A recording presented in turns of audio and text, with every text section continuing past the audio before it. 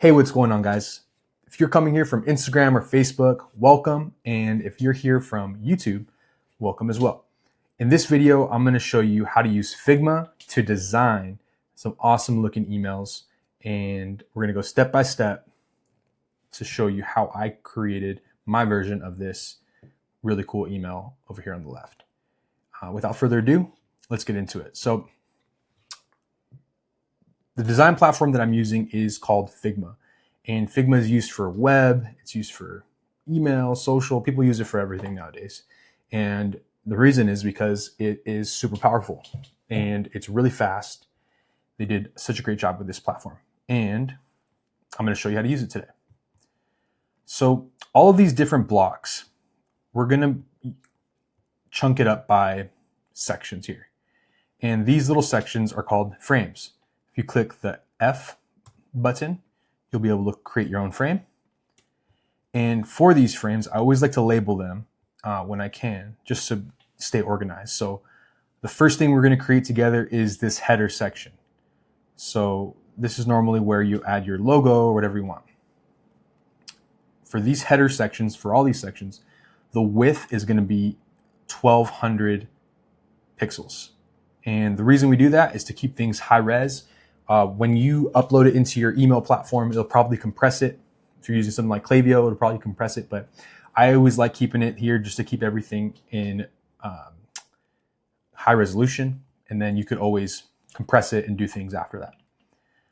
All right, so first thing we're going to do, we created this frame. We're going to change the background color. It's over here under fill. We could change that to whatever we'd like. For this design, we're going to change it to black. So we're going to do 000. Then we're going to grab our logo file. For this, you want to use either a PNG or a SVG. I think this one is an SVG here, which is a vectorized file. And what that allows you to do is for it to be transparent in the background. So whatever background we put it on, it'll show like it's on top of it very nicely. And say I just throw it in there, drag it in. You can check if it's actually inside the frame over here on the left side, on the layers panel. And you can see that it's right there inside of this header frame. So we're in good shape. Now let's make sure it's centered. So we'll click on our image. Then on the right here under alignment, we'll click on center and center. So horizontal alignment and then vertical alignment. And it looks good. So first section done. We're doing it, guys. Next thing, let's knock out this subheader section. So I'm going to press F. Let's create this frame. We'll make it 1200. And let's label it. We'll call it subheader. And this one is super fun because it has, if you look closely, it's kind of have this subtle gradient here. And I'm going to show you how we can actually do that in Figma and replicate that. So height-wise, let's kind of bring it over. Let's try to match it as close as we can. And pretty much there. Let's do a little bit more. Close enough. So it looks good. We'll line it up. And then in order to do this, we're going to do some color matching. So we're going to click on fill. Move my face out of the way. We're going to click on this little eyedrop. In the eyedrop, we're going to select the topmost part of this gradient because it's kind of going from top to bottom, as you see. So let's go to the pixel level. Let's select this top pixel. And then we got that color. So you could see here that our frame is now that color. What we're going to do is we're going to click this little gradient button right here. And that's going to give us a gradient. And so we want this direction to be top to bottom. So we're going to click this. Now look at, we got this thing going. We're almost there. So the top is this dark color that we picked. And so this bottom, let's make it the bottom color here. So let's go bottommost pixel best we can. And hey, there we go. Looks pretty good. Obviously, you could tweak that however you'd like, but that's looking good. Next thing we're going to do is add our text. So you can see here I have Shop Roy's Top Styles. So let's go ahead and do that. So in order to add text, we're going to click on our frame. Then we're going to select T on our keyboard. Let's click into the frame and let's type it out. So say Shop Roy's, let's see, top styles. All right. And then let's center this on this frame. Boom, boom. And look it, there we go. Let me see if this has any, it does have some styles to it. Let me show you. So right now, this text has some letter spacing here. So by default, yours might look like this, 0 spacing. To kind of match the style, I added a little bit, or this is kind of my preference here actually. Added some letter spacing there. And then I centered it up. So now we got that section. Boom. We are halfway done. We're doing it, guys. So next section is what I'm calling the hero section, or like the main graphic section. So first thing we're going to do, we're going to hit F, create our frame, 1200, boom. Love it. Let's label it hero. Now we're going to grab our image. So pretend like we just went to our desktop, dragged it in, got it there, looking great. This guy's very handsome.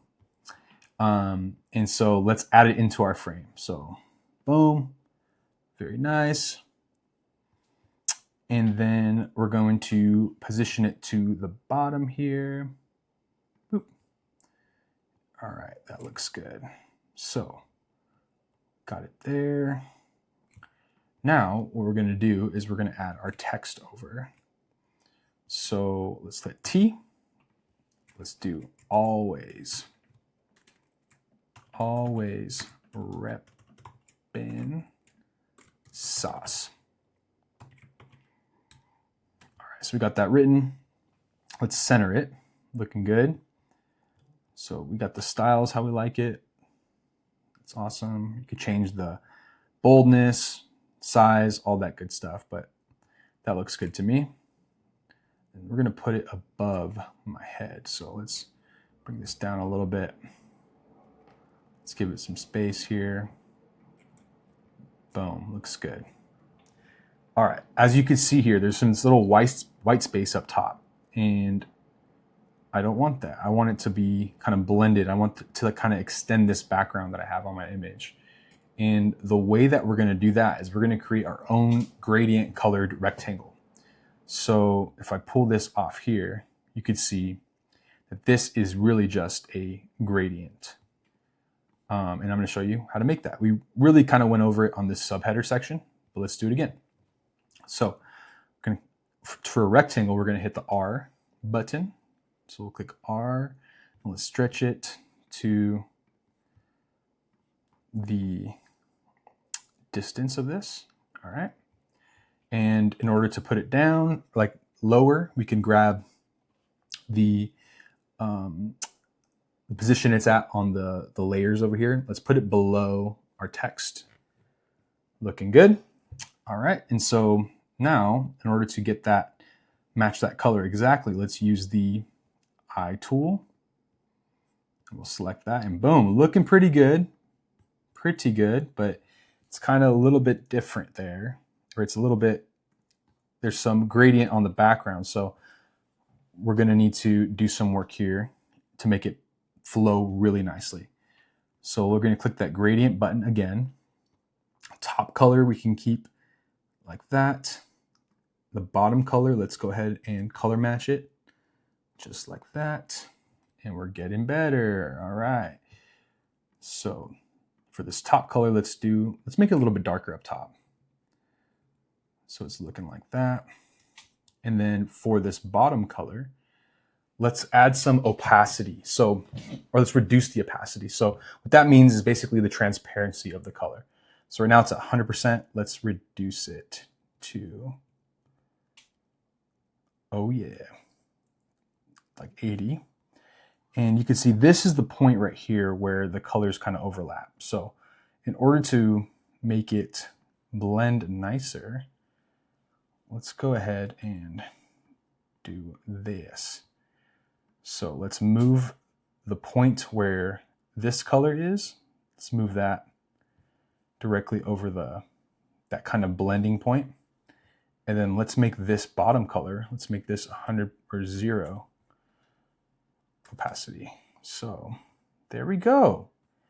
We got this nice little blend going here. And it's not perfect. We can continue to make it a little bit, make it flow a little bit nicer like I did over here. But we're in good shape. I like the way that looks.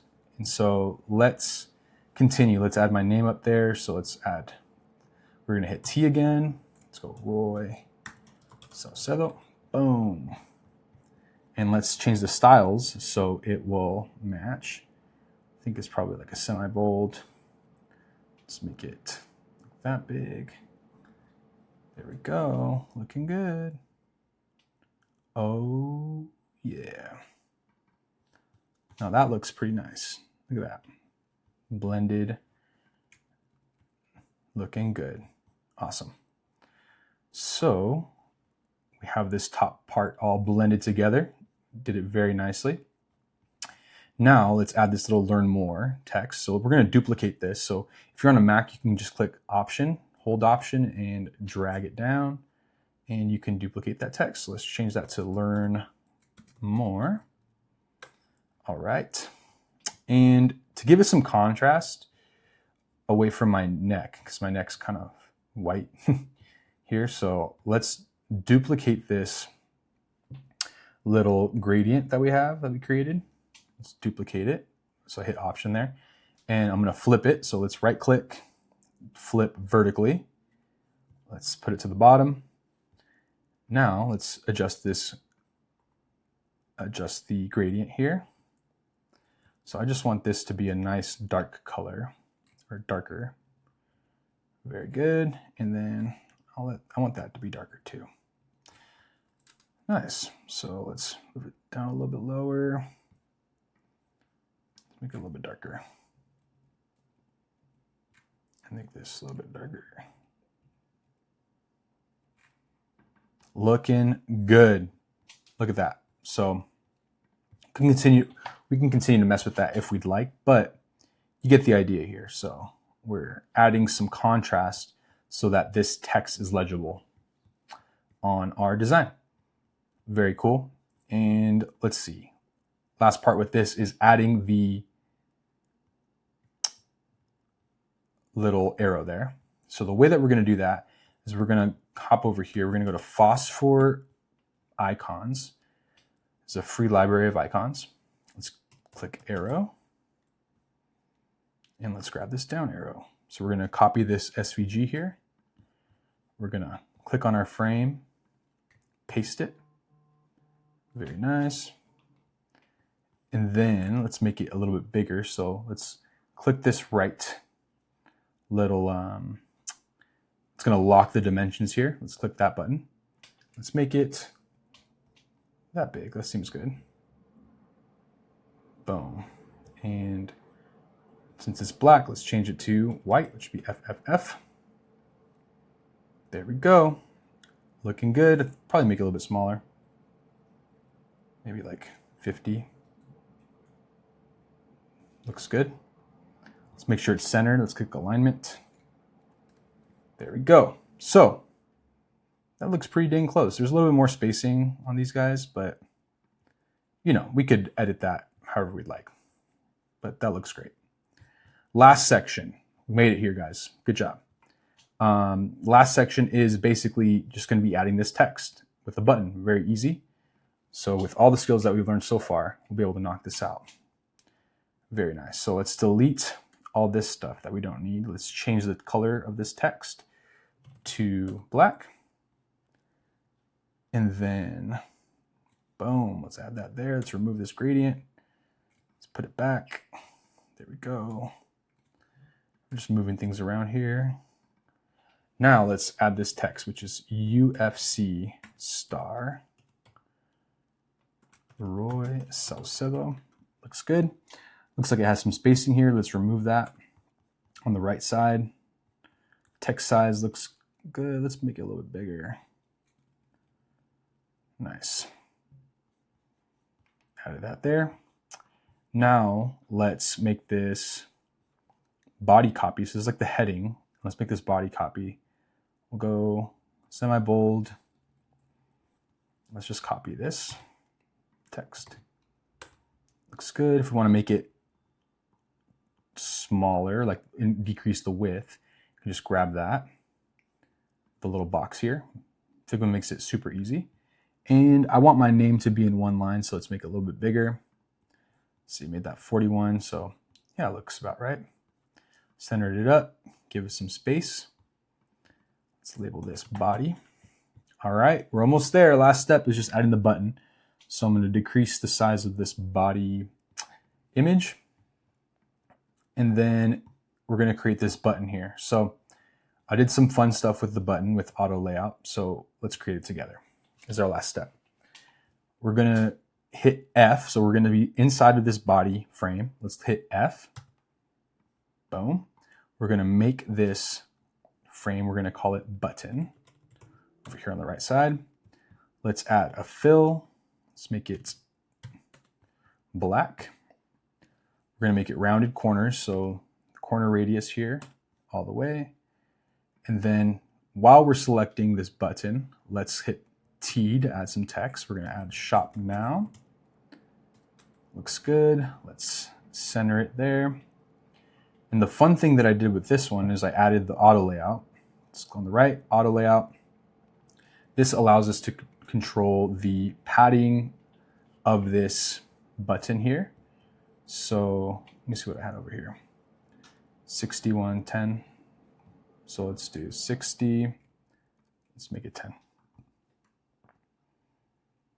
And what's really cool about Figma is that you can like space things out very, it'll show you where exactly things are to be even. So it's saying like 51 pixels right there is the equal distant from all of those elements.